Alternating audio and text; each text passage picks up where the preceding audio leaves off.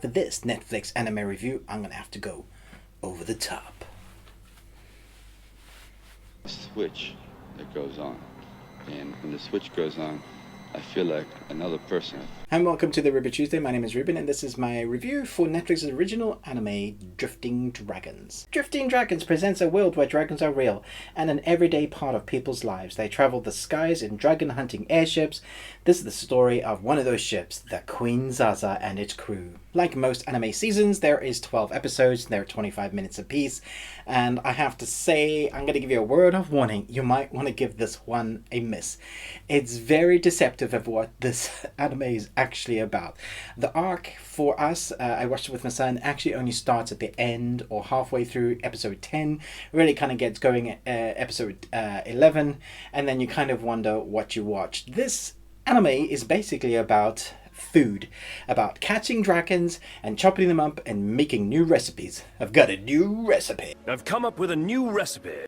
If I wanted to watch an anime about food, I'd probably go and watch Food Wars. There is little to no character development in this series. There's basically none. There's very few moments when you get to hear any backstory about any of the characters, which is very frustrating because I actually like the crew and the storyline, but had they started the arc that started in episode 11 on episode 1, this story might have gone somewhere, but for now, I just don't know that it has gone anyway.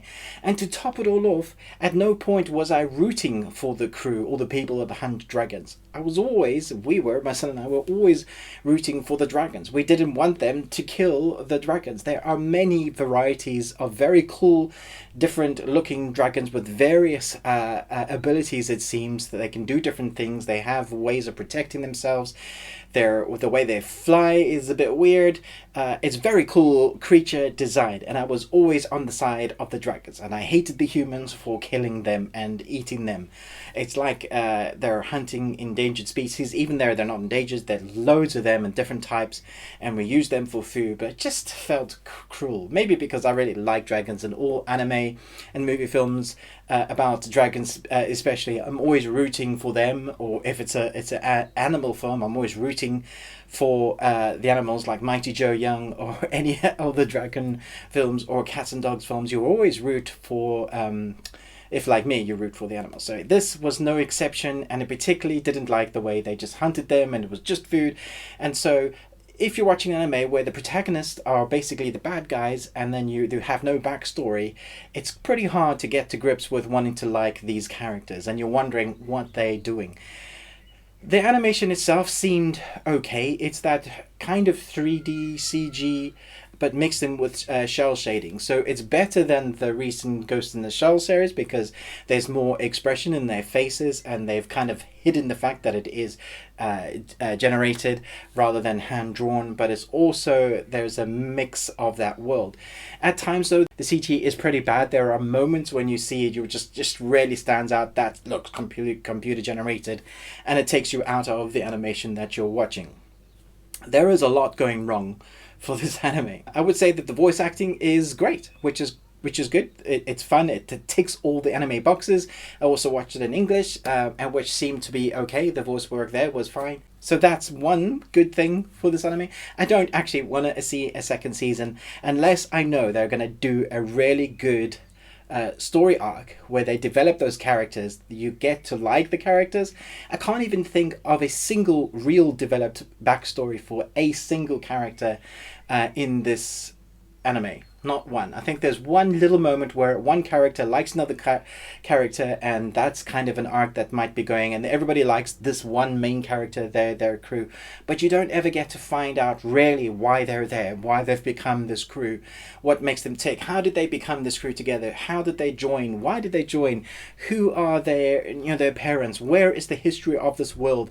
None of that is developed in this. They don't even give you a little bit, really. You're just kind of thrust in there, and sometimes that works if you have characters that are very likable and some of them have nice arc stories, but there's no arc to this. So the arc is basically them hunting different types of dragons and selling it on the market and seeing new food recipes. They all seem to be obsessed with food, especially one particular character who just can't stop eating. And he's not the fat character either. He's just a guy that is obsessed with eating dragon meat. It's like dragon meat is a drug.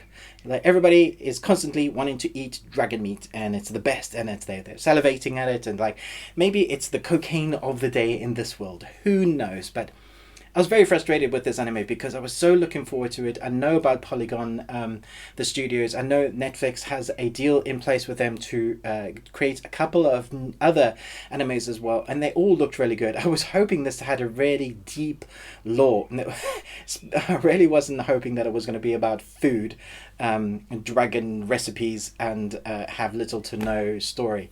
Very frustrating. Let me know in the comments below. Did you like this? Did you find it interesting? I found it really tough to get through. I did my animation, but I don't know that I will ever watch it again. It'd be really tough for you to entice me to a second season of this. I'm gonna give this a D. Let me know in the comments below, what is your favorite anime on Netflix at the moment? I watched one on Crunchyroll with my son recently called The Promised Neverland, and that was fantastic. Great character development, really dark. You want more at the end. You're also very sad in moments. Amazing anime. Check that one. I would give that an A+. It's a fantastic, one of the best I've seen recently. Wherever you watch or stream anime from, I would suggest watching that rather than this, because this was just bad. Alright, until next time, we've got loads more coming this weekend and tomorrow. Thanks so much for watching my reviews. Stay safe, wash your hands. Thanks so much for watching this. I'm going to go now. But most of all, until next time, remember, live long and Tuesday.